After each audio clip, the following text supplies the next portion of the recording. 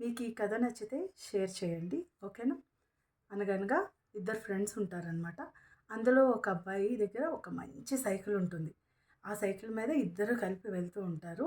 వెళ్తూ ఉంటే మంచిగా చాలా బావుంటదనమాట సైకిల్. అసలు అది ఇండియాలో ఎక్కడ దొరకదు. అప్పుడు చూసి వాళ్ళ ఫ్రెండ్ అడుగుతాడు, "ఒరేయ్! ఇంత మంచి సైకిల్ నీకెక్కడిదిరా? చాలా బావుంది" అంటే, "ఇది యూఎస్ నుండి మా అన్నయ్య పంపించాడురా.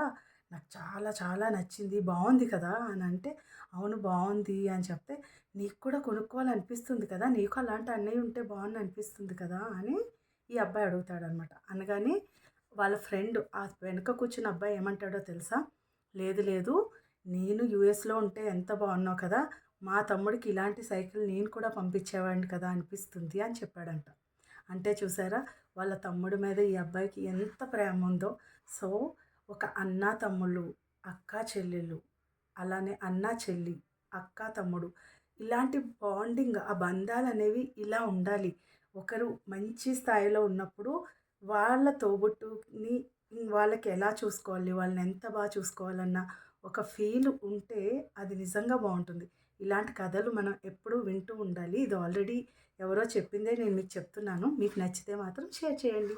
బాయ్.